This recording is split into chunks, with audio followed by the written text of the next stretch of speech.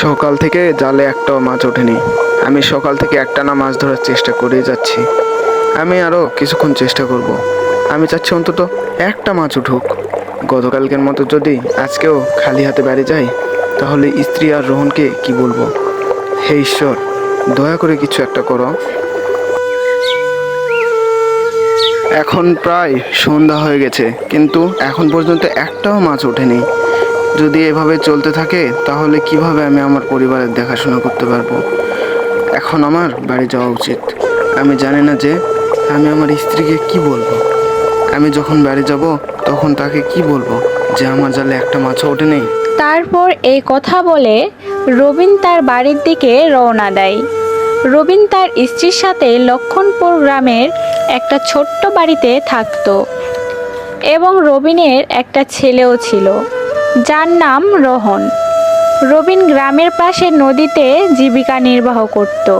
কোনোদিন রবিন মাছ পেত, আবার কোনোদিন খালি হাতে বাড়ি ফিরত, যার কারণে রবিন তার পরিবার চালাতে বড় সমস্যার সম্মুখীন হতো। প্রায় দিনের মতো রবিন আজকেও খালি হাতে বাড়ি ফিরল। বউ, আজও আমার জালে একটা মাছও ওঠেনি। আমি খালি হাতে বাড়ি ফিরেছি আজকে। আচ্ছা, এভাবে কি করে চলবে বলো তো? আজ বাড়িতে খাবার নেই, জল নেই, তার উপরে চারিদিকে শুধু ঋণ আর ঋণ। মহাজন আজ 4জন লোক নিয়ে এসেছিল। আমাদের বাড়ি তাদের কাছে বন্ধক রাখা আছে। ওরা বলছে যদি আমরা ওদের কিছু টাকা না দেই তাহলে আমাদের এই বাড়ি থেকে বের করে দেবে। আজকে মহাজন এই কথাটা বলেছে, কিন্তু আমরা কি করতে পারি বলো? তাহলে কি আমাদের এক্ষুনি বাড়ি ছেড়ে চলে যেতে হবে? আমি জানি না বউ, আমাদের ভাগ্যে কি লেখা আছে। বাবা, তোমার কি মনে আছে যে তুমি আমাকে এবার স্কুলে ভর্তি করিয়ে দিবে? গ্রামের সব বাচ্চারা স্কুলে যেতে শুরু করলো। বাবা, যখন আমার এখানে খাওয়ার কিছু নেই তখন আমি তোমাকে স্কুলে ভর্তি করাবো কি করে? রোহন, তোমার বাবা ঠিকই বলছে, আমাদের কাছে এখন টাকা নেই। মা, তুমি গত বছরেও একই কথা বলেছিলে, তোমাদের কাছে এখন টাকা নেই, আর এবারেও তুমি একই কথা বলছো যে আমাদের কাছে টাকা নেই। গ্রামের সব ছেলে মেয়েরা স্কুলে যায়, পড়াশোনা করে, আমি সেখানে টাকার অভাবে যেতে পারছি না। ঠিক আছে রোহন বাবা আমার, আমি তোমাকে স্কুলে ভর্তি করিয়ে দিব। ঠিক আছে বাবা, আমি এখন গিয়ে এটা আমার বন্ধুদের সবাইকে বলবো। এই বলে রোহন সেখান থেকে চলে যায়। তুমি কেন রোহনকে মিথ্যে কথা বললে? তুমি কিভাবে ওকে স্কুলে ভর্তি করাবে? আমাদের কাছে তো একটা পয়সাও নেই। আমি কি করতে পারতাম? ভাগ্যক্রমে আমি তাকে খুশি করার জন্য মিথ্যে বললাম। চলো আজ রাতটা এই বিছানায় ঘুমিয়ে কাটাই। আমি জানি না আগামী দিনে এই বিছানাটা পাবো কি না। বুঝলে বউ, আমি কেমন বাবা যে আমার ছেলেটাকে ঠিক মতো আমি মানুষ করতে পারছি না। গ্রামের সব ছেলে মেয়েরা স্কুলে যায়, পড়াশোনা করে, শুধু আমাদের ছেলে স্কুলে যায় না। তুমি একদম ঠিকই বলেছ। আমার মাঝে মাঝে মনে হয় যদি আমাদের অনেক টাকা থাকতো তাহলে আমরা অসহায় গরিবদের দান করে দিতাম। আমি তো প্রতিদিন এরকমই ভাবি, কিন্তু হয় কোথায় বলো? হে ঈশ্বর, আমরা আজ পর্যন্ত কারো কোনো ক্ষতি করিনি, তাহলে আমাদের সাথে কেন এমন হচ্ছে? বউ, আমার মনে হচ্ছে বিধাতা আমাদের পরীক্ষা নিচ্ছে। এবং তোমার কি মনে আছে একবার আমাদের বাড়িতে একটা বৃদ্ধ এসেছিলেন? হ্যাঁ, আমার মনে আছে।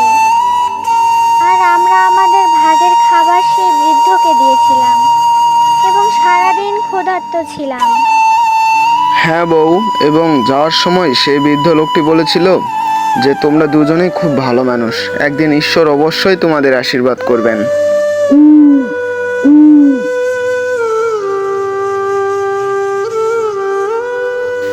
ঠিক আছে, আমি এখন নদী তীরের দিকে যাচ্ছি, একটু দেখি ভাগ্যে কি আছে। আজকেও ফাঁকা হাতে আসতে হবে নাকি জানি না।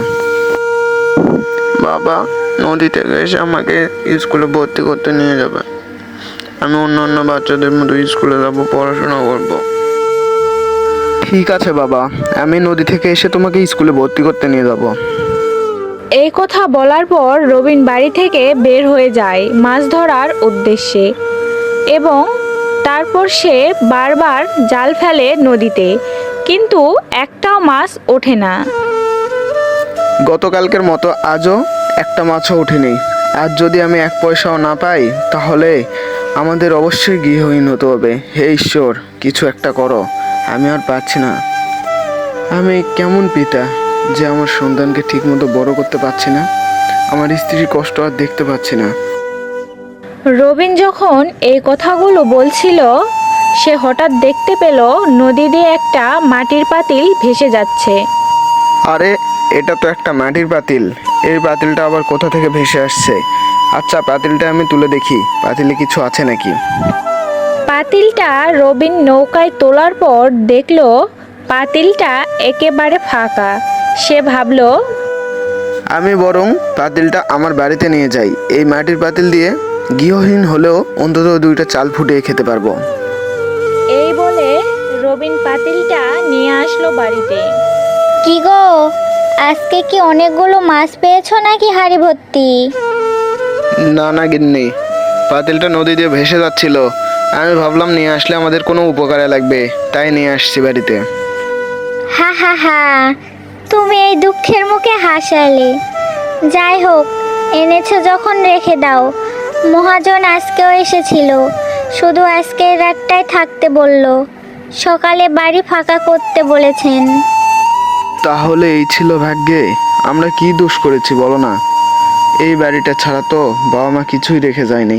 বাবা মার এই শেষ স্মৃতিটাও আমি ধরে রাখতে পারলাম না। হে ভগবান, তুমি আমাকে কোন পাপের শাস্তি দিচ্ছ? বাবা, তুমি আর কেঁদো না, আমি আর স্কুলে ভর্তি হতে চাইবো না বাবা। হ্যাঁ গো, তুমি কেঁদো না, ভগবান একটা না একটা রাস্তা দেবেই আমাদের। তারপর সবাই না খেয়ে ঘুমিয়ে পড়ল। কিছুক্ষণ পর হঠাৎ ঘরের মধ্যে একটা অজানা গলার কথা শোনা যাচ্ছে। কেউ যেন তাদের ডাকছে। রবিন, বাবা রবিন, ও তোরা না খেয়ে ঘুমিয়ে আছিস, এই কি করে আমি দেখতে পারি বল? তোরা একদিন আমার পিতামহকে নিজে না খেয়ে খেতে দিয়েছিলি, সেই আমাকে তোদের কাছে পাঠিয়েছে রে। তিনি বেশ কিছুদিন আগে ইহলোকের মায়া ত্যাগ করে পরলোক ভ্রমণ করেছে। ওনার খুব আশা ছিল আমাকে তোদের মতো সৎ ব্যক্তিদের কাছে উপহার হিসেবে দিতে, তাই তো আমি নিজের থেকে তোদের কাছে চলে আসলাম। তোদের যা যা প্রয়োজন আমি সব দিব। বউ, ও বউ, আমি যা শুনলাম তুমিও কি তাই শুনতে পেয়েছো? হ্যাঁ গো, চলো উঠো দেখি। তারপর তারা বিছানা থেকে নেমে দেখে অবাক কাণ্ড। যে পাতিলকে তারা সাধারণ ভেবে ঘরে রেখেছিল, সেই পাতিলের চোখ মুখ হয়েছে।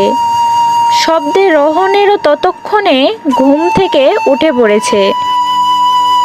তুমি যা যা বললে সব কি সত্যি? আর তোমার পিতামহ মানে আমাদের বাড়িতে একজন বৃদ্ধা এসেছিলেন, তিনি পরলোক গমন করলো কিভাবে? তিনি কিছু জানানোর সময় পাননি, হঠাৎ করেই তিনি চলে গেলেন আমাদের মাঝ থেকে। তার ইচ্ছা ছিল আমি তোমাদের কাছে থাকি ওনার অবর্তমানে, তাই ওনার শেষ ইচ্ছা পূরণ করার জন্য আমি তোমাদের কাছে চলে আসলাম। তবে চেষ্টা করবে আমাকে সৎ কাজে ব্যবহার করতে। যে আমাকে অসৎ কিংবা লোভী মনে ব্যবহার করবে সে ধ্বংস হবে। এখন তোমরা কি চাও আমার কাছে বলো। আমরা অনেক সুখী, তবে ঋণ থাকার কারণে আমাদের সুখী পরিবারটা সকালেই শেষ হয়ে যাবে। যদি আমাদের ঋণ শোধ করার ব্যবস্থা করে দিতে তাহলে খুব ভালো হতো। আর আজকে রাতে আমাদের মুখে একটু দানা পানিও যায়নি। যদি পারো একটু খাবার আর ঋণ শোধের ব্যবস্থা করে দাও দয়া করে, তাহলে খুবই উপকৃত হব। মাটির পাতিল সাথে সাথে অনেক খাবার আর সোনার মোহর এনে দিল। এ কি, আমি তো নিজের চোখে বিশ্বাস করতে পারছি না। এটা কি স্বপ্ন নাকি বাস্তব? হ্যাঁ গিন্নি, এ তো দেখছি জাদুর মতো। তোমরা অনেক সৎ মানুষ, তোমাদের সাহায্য করতে পেরে আমি অনেক আনন্দিত। তোমাকে অনেক অনেক ধন্যবাদ। আজ তুমি আমাদের সাহায্য না করলে আমাদের পুরো পরিবার নিয়ে গাছতলায় রাত কাটাতে হতো। তারপর তারা রাতের খাবার খেয়ে নিল আর অল্প কিছু খাবার সঞ্চয় করে রেখে দিল। কি রবিন, বাড়িতে আসিস নাকি? আজকে বাড়ি থেকে সব কিছু বার করলে। আজকে তোদের বাড়িতে আমি দখল নেব। জমিদার মশাই, আমি আপনার টাকা জোগাড় করেছি। এই নিন আপনার টাকা, একেবারে সুদ সহকারে দিয়ে দিলাম। কিন্তু তুই এত টাকা পেলি কোথায়? তুই চুরি ডাকাতি করিসনি তো? তোর কাছে তো ভাত খাওয়ার টাকাও ছিল না। জমিদার মশাই, আমরা গরিব বলে আপনি আমাদের অপমান করতে পারেন না। ধারের টাকা পেতেন, সেটা আমরা অনেক কষ্টে পরিশোধ করলাম। আমরা গরিব হতে পারি, লুবি কিংবা চোর ডাকাত নয়। তারপর সেখান থেকে জমিদার চলে গেল।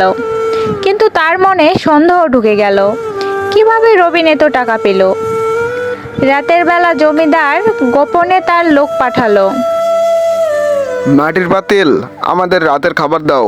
আর আমাদের কাছে গতকালকের কিছু টাকা আছে, আমি সেটা দিয়ে আমাদের গ্রামের বাজারে মাছের ব্যবসা করতে চাই। সত্যিই তুমি না থাকলে আমাদের পথে বসতে হতো। তখন মাটির পাতিল খাবার দিল, আর এইগুলো লুকিয়ে লুকিয়ে দেখছিল জমিদার পাঠানো লোক।